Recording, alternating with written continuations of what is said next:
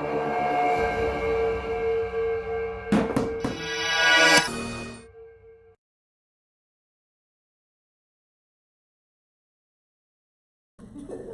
let's keep on that topic, because we have a question that relates to property taxes as being inherently unfair because it's assessed independent of income.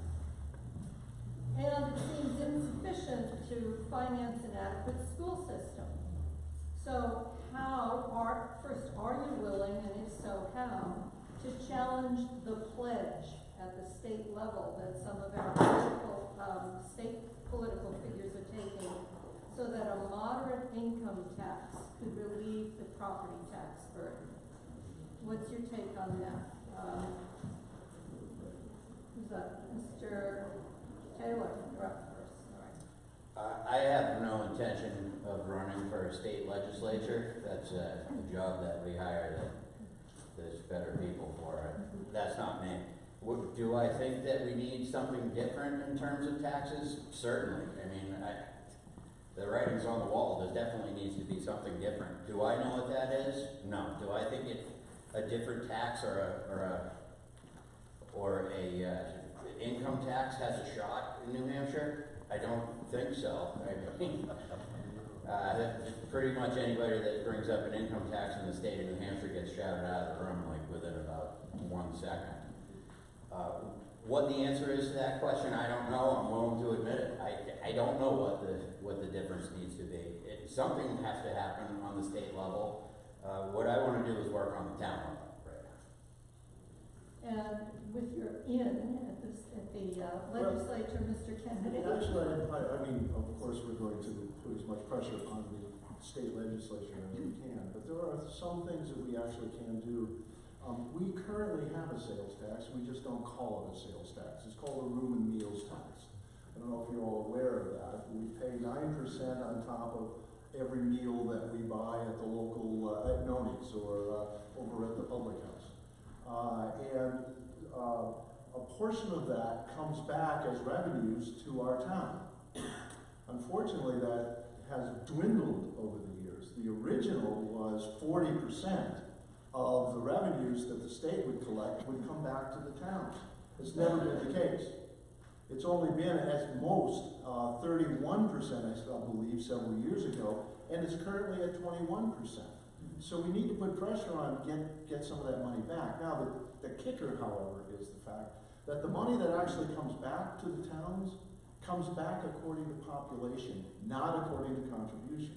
So a town like Peterborough, which has as many restaurants, and we're collecting almost as much revenue as the town of Bedford in terms of meals and rooms tax, we're getting back $300,000 roughly. They're getting back $1.2 million because they have 4 times the population. Now, can I fight that battle? No, but there is one provision in the law that allows municipalities to actually tack on an extra to the room and meals tax. And so I have been actually talking with a number of vendors in town to see how that might impact their business if we tacked on an additional 1% onto that bill. We're talking about 50 cents on a $50 dinner. Okay? And you think that's a more logical thing than trying to push about a state income tax? Is that every year Portsmouth goes and they try to push a state income tax? No. Okay. I think that's a fool's errand at this point. Okay. The question about the issue of density and infrastructure costs. You both mentioned infrastructure, building that, improving it. How does that relate to density issues? Mr. Kennedy? Are we conflating two issues, density and infrastructure? Maybe. I think we are.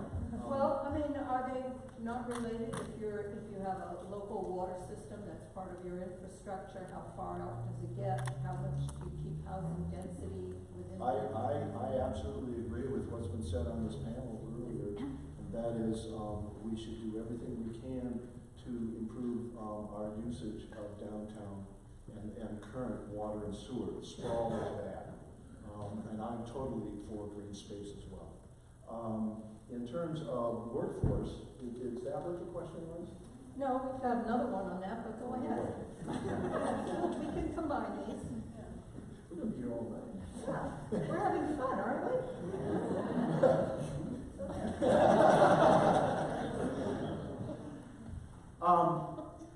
Affordable housing, the New Hampshire Housing Finance Authority has been working closely with our town administration and with the Jaffrey Town administration to come up with ways in which we can finance much more affordable housing in the area, not just in Peterborough alone. As a selectman, I would certainly join in that process to make more affordable housing available and particularly through increased density in the downtown area. And Mr. Taylor, what about you? Density in the downtown, infrastructure, affordable housing, however you want to combine those. Can I have a couple minutes to think about it? Well, the election's Here's next what Tuesday. Here's what, that's next Tuesday, It's coming right up, isn't it? What I think about density is that should be a topic left to the planning board and left to the voters. I don't feel that a selectman or a person, somebody running for selectman should be swaying that vote either way. Certainly density in where there's town water and sewer is more logical. How that density looks and the amount of that density is, I think, what's concerning everybody in the town at this point. And that should be left up to the voters of the town. Working towards low income or mid income or whatever anybody considers affordable housing is an unbelievably complicated topic. Because like what they did up on Vine Street, they built a new neighborhood of 11, 12 houses up there, and it was going to be affordable housing, and I don't think one of them sold under 320,000. I don't know about everybody else in the room, but that's not affordable to me. The next level of development that's been going on up next to the new church, they're all 300,000 or over, and by the time those have granite countertops and nice upfits, they're going to be closer to 400. So if the economy is driving sales of these houses up to around 400,000, that is something. What do you do about low-income housing? You have to convert some of the larger houses, or at least maybe not larger. I guess that's a moving target as well compared to where you're sitting. But having some of those houses be turned into duplex condos, that might be on the lower end. Affordable is where you sit, and from where I sit, the economy is not viable to present lower income housing in this town. Look at that. See, I didn't even see the yellow one. Right straight to red, I swear. I will thank the candidates for really trying to abide by this time limit, because these are complicated questions. And they keep coming in. And we're not going to be here till midnight, I promise. But, we're talking about increased density in areas of established infrastructure. How does that affect the town's tax burden?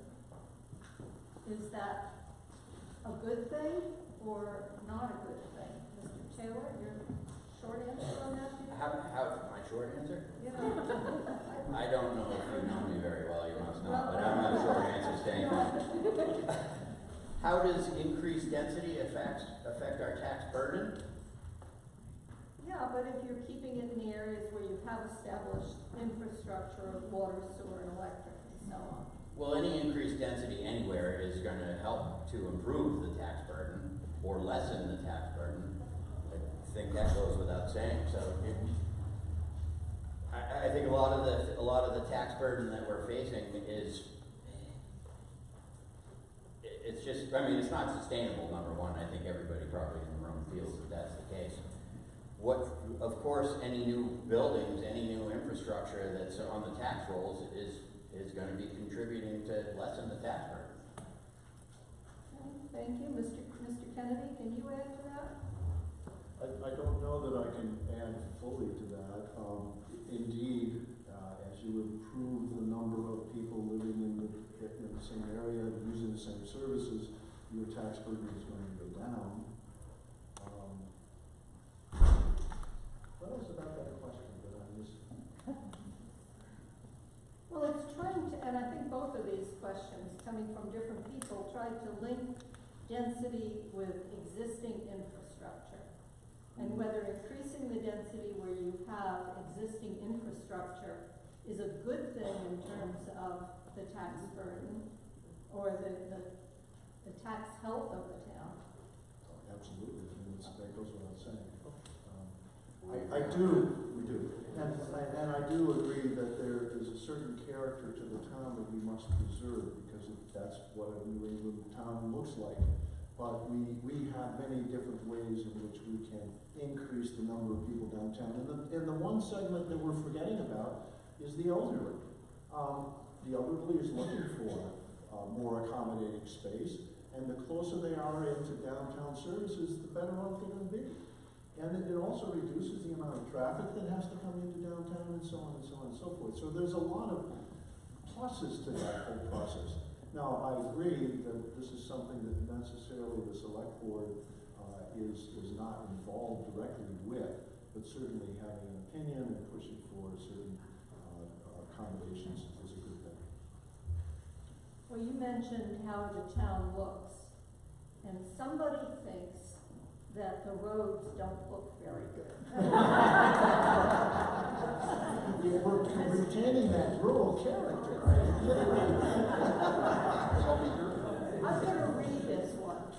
The patches frequently are lumpy and deteriorate quickly. And he gives an example, but I don't want to diss any particular road.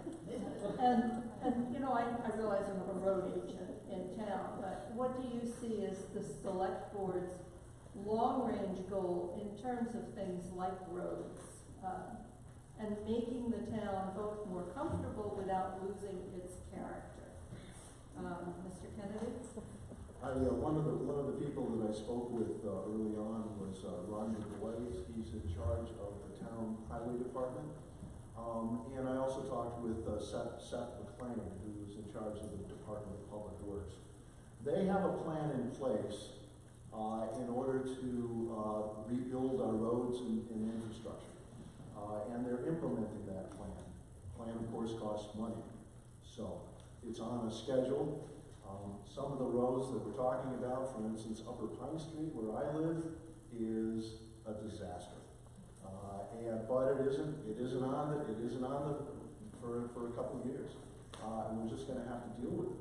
But the reality of it is that we're going for it. Now, realize too that all those patches that we're putting on the road, we're throwing money into the furnace.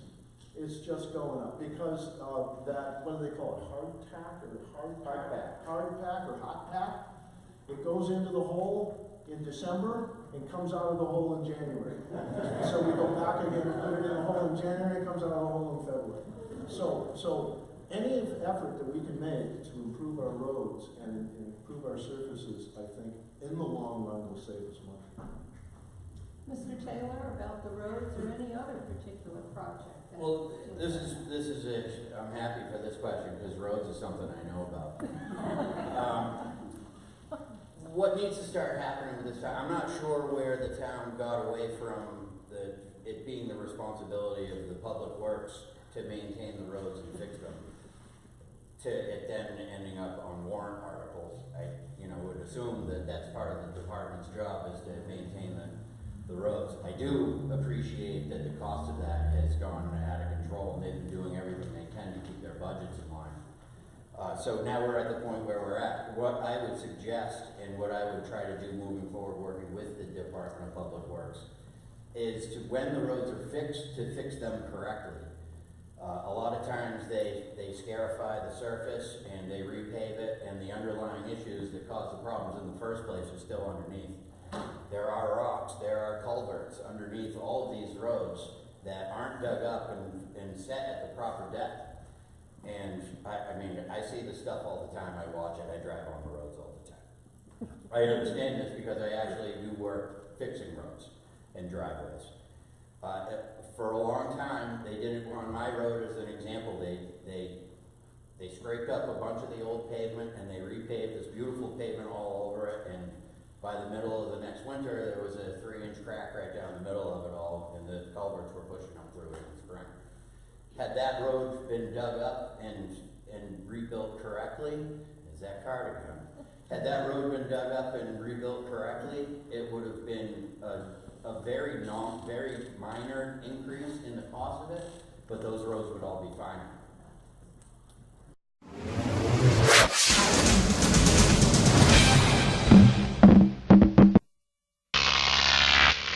Croc TV.